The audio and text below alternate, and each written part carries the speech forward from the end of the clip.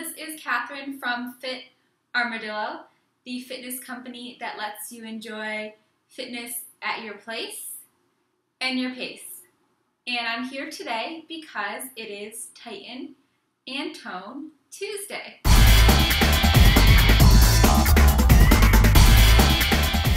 Do you have a habit you want to ditch?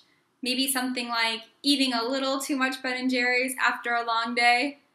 Or maybe one that you want to start, like starting a fitness routine. Whether you're looking to start a good habit or ditch a bad one, you are in the right place because this week I'm going to talk to you all about habits and some insights that I've learned from reading my new favorite book, The Power of Habit by Charles Duhigg. I read this book about 3 months ago and have been absolutely obsessed with it ever since.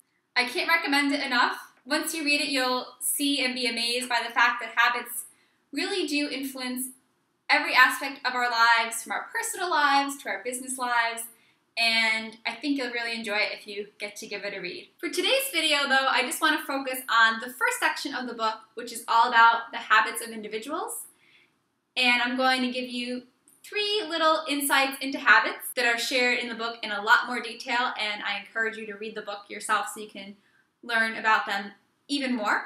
And I'll also read with you 2 passages that have to do with habits as they relate to fitness and exercise routines, and habits as they relate to healthy eating habits. First, my first 3 insights from the first section of the book. The first insight that I want to share with you is this idea of what's called the habit loop. And this explains basically what a habit is and how our brain sees it. For every habit, there's 3 parts of the loop. There's a cue, something that triggers our brain to go into automatic mode. There is a routine. This is physical, mental, or emotional, some kind of routine. And then finally, the third part of the habit loop is a reward.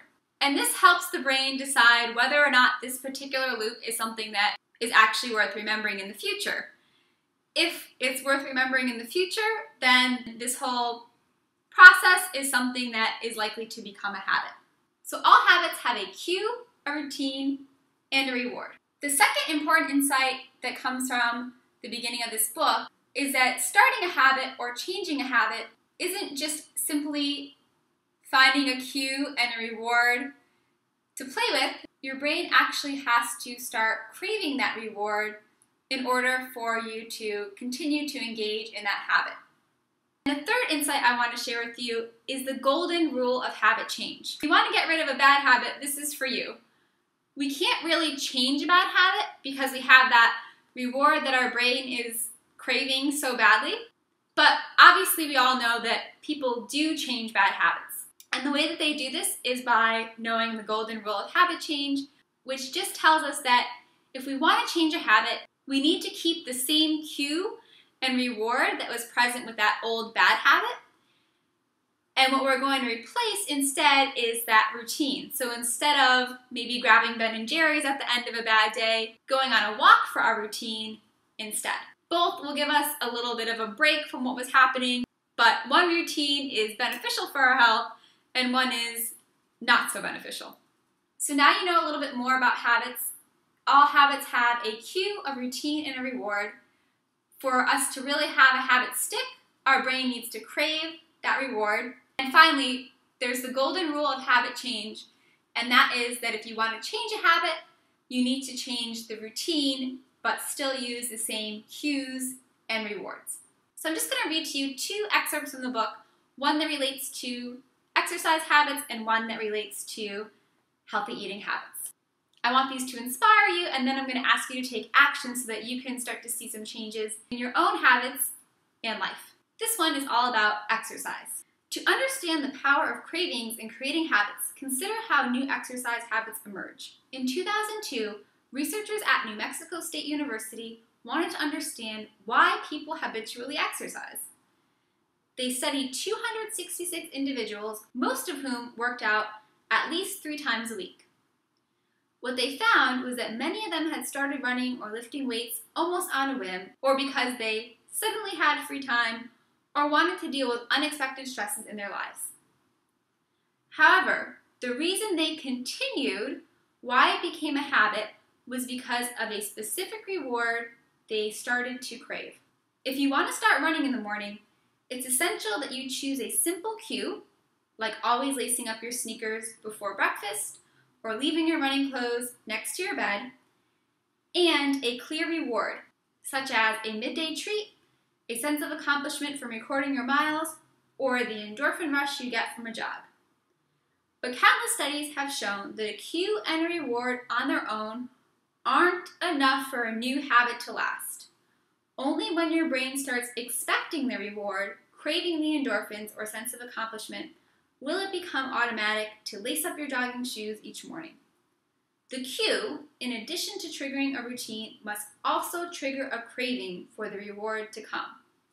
So what we see from this quote, if we're trying to start an exercise routine, is we need a specific cue, so think about what that could be for you, and a specific reward that we're getting. Just going through that routine once is probably not going to make it stick. The idea here is if you go through that routine a few times, your body might start craving the feeling that you get after your workout, or if you're tracking your progress, you might start to crave that sense of accomplishment that comes from seeing how you're actually doing and getting closer to your goals. So that was my quote for my exercise friends. And here's a quote for my friends who are working on healthy eating goals. Want to craft a new eating habit?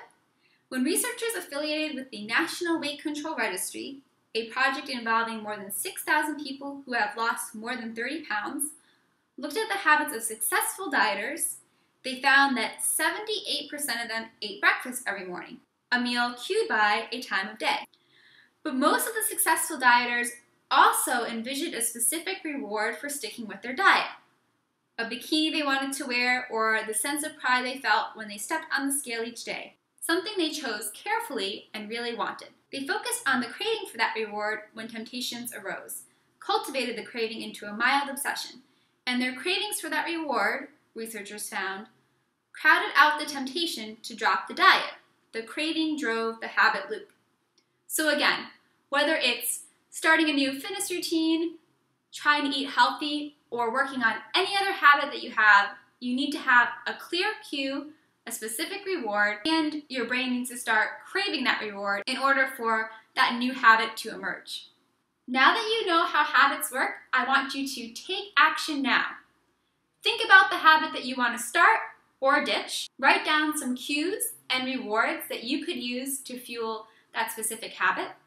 And think about some cravings that could drive that habit and make it a lasting habit for you. Once you've made your list of cues, rewards, and possible cravings that can drive that habit, I would love to hear what you come up with. Head over to the blog and leave a comment below this video so that you can share your insights and maybe inspire some other fans that are trying to think of some cues and rewards that they could use for their fitness routines. If you like this video and want to learn more about the power of habit, definitely pick up this book. I can't recommend it enough. If you'd like to discuss the book with us, I would also love to invite you to come on over to the Fit Armadillo Fit Club, which has become the Fit Armadillo Book Club as we discuss the power of habit. It's a really awesome group, and I would love for you to join. Thank you so much for stopping by to watch this week's Tighten and Tone Tuesday video. I hope you have a great week, an awesome workout, and to see you next week for more fitness and healthy living tips.